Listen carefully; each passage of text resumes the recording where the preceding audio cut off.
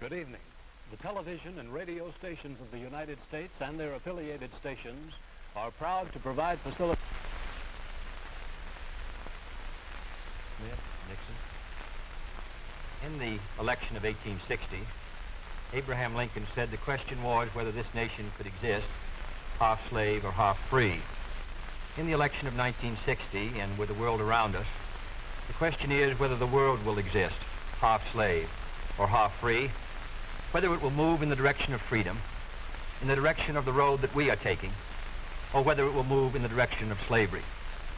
I think it will depend in great measure upon what we do here in the United States, on the kind of society that we build, on the kind of strength that we maintain. We discussed tonight domestic issues, but I would not want that to be any implication to be given that this does not involve directly our struggle with Mr. Khrushchev for survival. Mr. Khrushchev is in New York, and he maintains the communist offensive throughout the world because of the productive power of the Soviet Union itself. The Chinese communists have always had a large population, but they are important and dangerous now because they are mounting a major effort within their own country. The kind of country we have here, the kind of society we have, the kind of strength we build in the United States will be the defense of freedom. If we do well here, if we meet our obligations, if we're moving ahead, then I think freedom will be secure around the world. If we fail, then freedom fails. Therefore, I think the question before the American people is, are we doing as much as we can do? Are we as strong as we should be? Are we as strong as we must be if we're going to maintain our independence? And if we're going to maintain and hold out the hand of friendship to those who look to us for assistance, to those who look to us for survival. I should make it very clear that I do not think we're doing enough, that I am not satisfied as an American with the progress that we're making. This is a great country, but I think it could be a greater country. And this is a powerful country, but I think it could be a more powerful country. I'm not satisfied to have 50% of our steel mill capacity unused. I'm not satisfied when the United States had last year the lowest rate of economic growth of any major industrialized society in the world, because economic growth means strength and vitality. It means we're able to sustain our defenses. It means we're able to meet our commitments abroad. I'm not satisfied when we have over $9 billion worth of food, some of it rotting, even though there is a hungry world, and even though 4 million Americans wait every month for a food package from the government, which averages 5 cents a day per individual. I saw cases in West Virginia, here in the United States, where children took home part of their school lunch in order to feed their families, because I don't think we're meeting our obligation towards these Americans. I'm not satisfied when the Soviet Union is turning out twice as many scientists and engineers as we are. I'm not satisfied when many of our teachers are inadequately paid, or when our children go to school part-time shifts. I think we should have an educational system second to none. I'm not satisfied when I see men like Jimmy Hoffa in charge of the largest union in the United States, still free. I'm not satisfied when we are failing to develop the natural resources of the United States to the fullest. Here in the United States, which developed the Tennessee Valley and which built the Grand Coulee and the other dams in the northwest United States, at the present rate of hydropower production, and that is the hallmark of an industrialized society, the Soviet Union by 1975 will be producing more power than we are. These are all the things, I think, in this country that can make our society strong or can mean that it stands still. I'm not satisfied until every American enjoys his full constitutional rights. If a Negro baby is born, and this is true also of Puerto Ricans and Mexicans in some of our cities, he has about 1/2 as much chance to get through high school as a white baby. He has 1/3 as much chance to get through college as a white student. He has about 1/3 as much chance to be a professional man, about 1/2 as much chance to own a house. He has about 4 times as much chance that he'll be out of work in his life as the white baby. I think we can do better. I don't want the talents of any American to go to waste. I know that there are those who say that we want to turn everything over to the government. I don't at all. I want the individuals to meet their responsibility. And I want the states to meet their responsibility. but I think there is also a national responsibility. The argument has been used against every piece of social legislation in the last 25 years. The people of the United States individually could not have developed the Tennessee Valley. Collectively, they could have. A cotton farmer in Georgia, or a peanut farmer, or a dairy farmer in Wisconsin or Minnesota, he cannot protect himself against the forces of supply and demand in the marketplace, but working together in effective governmental programs, he can do so. 17 million Americans who live over 65 on an average Social Security check of about $78 a month. They're not able to sustain themselves individually, but they can sustain themselves through the Social Security system. I don't believe in big government, but I believe in effective governmental action. And I think that's the only way that the United States is going to maintain its freedom. It's the only way that we're going to move ahead. I think we can do a better job. I think we're going to have to do a better job if we are going to meet the responsibilities which time and events have placed upon us. We cannot turn the job over to anyone else. If the United States fails, then the whole cause of freedom fails. And I think it depends in great measure on what we do here in this country. The reason Franklin Roosevelt was a good neighbor in Latin America was because he was a good neighbor in the United States. Because they felt that the American society was moving again. I want us to recapture that image. I want people in Latin America and Africa and Asia to start to look to America, to see how we're doing things, to wonder what the President of the United States is doing, and not to look at Khrushchev or look at the Chinese communists. That is the obligation upon our generation. In 1933, Franklin Roosevelt said in his inaugural that this generation of Americans has a rendezvous with destiny. I think our generation of Americans has the same rendezvous. The question now is, can freedom be maintained under the most severe attack it has ever known? I think it can be. And I think in the final analysis, it depends upon what we do here. I think it's time America started moving again. And now the opening statement by Vice President Richard M. Nixon. Smith, Senator Kennedy,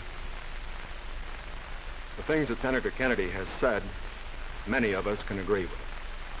There is no question but that we cannot discuss our internal affairs in the United States without recognizing that they have a tremendous bearing on our international position.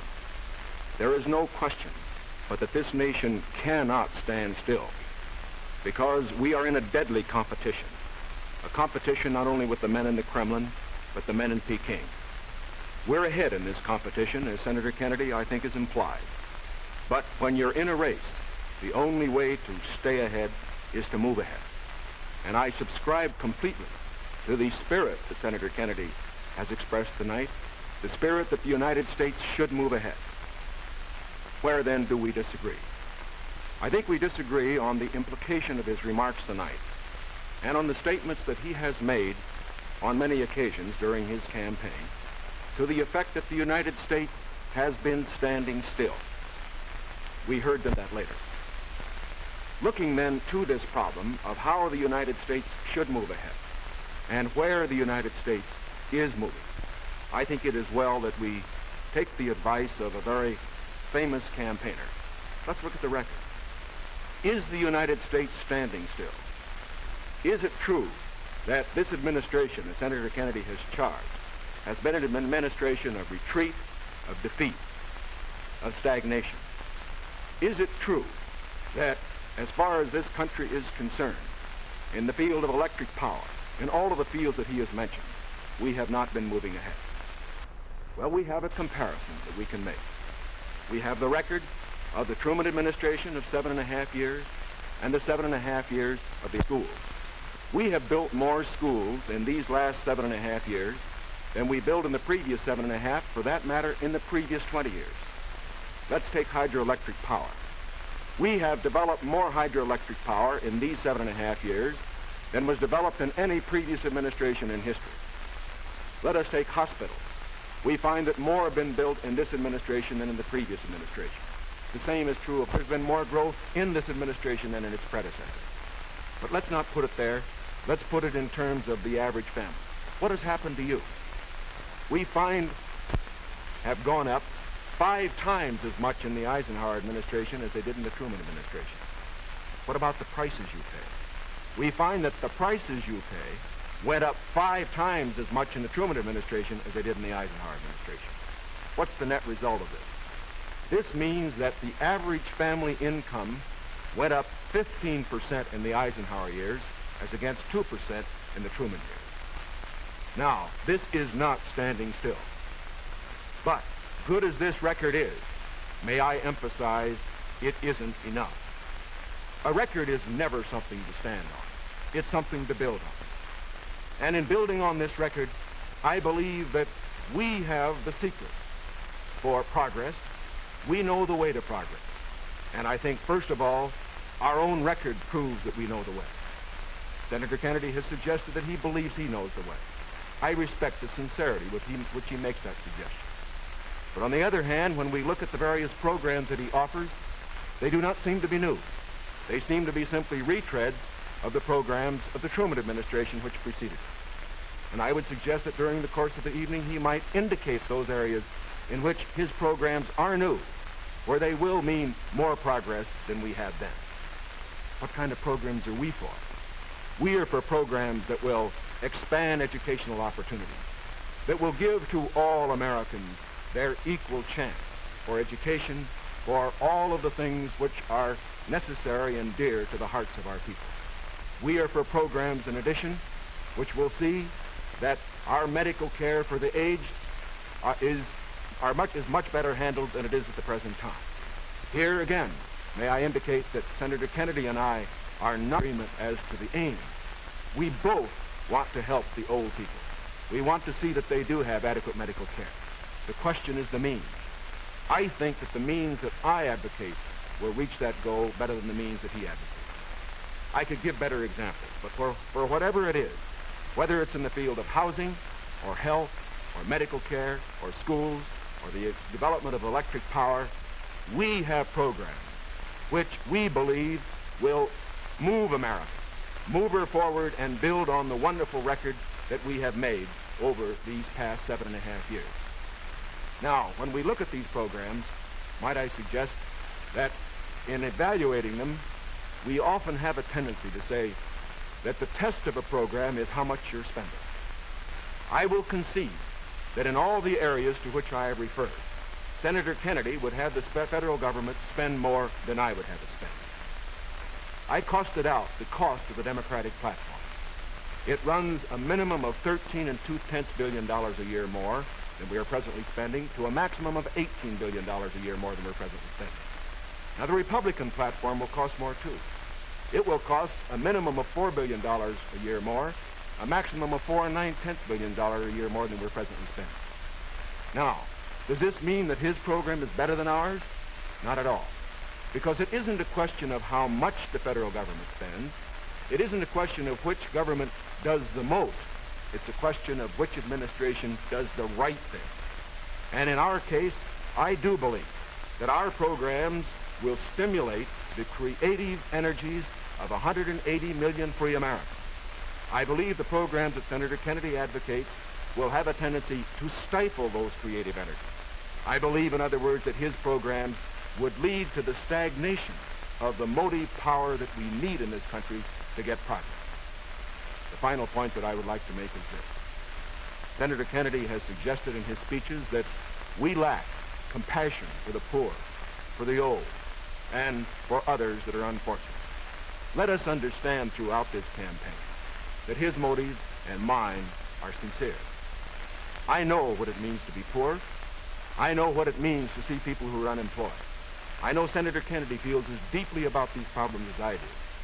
But our disagreement is not about the goals for America, but only about the means to reach those goals.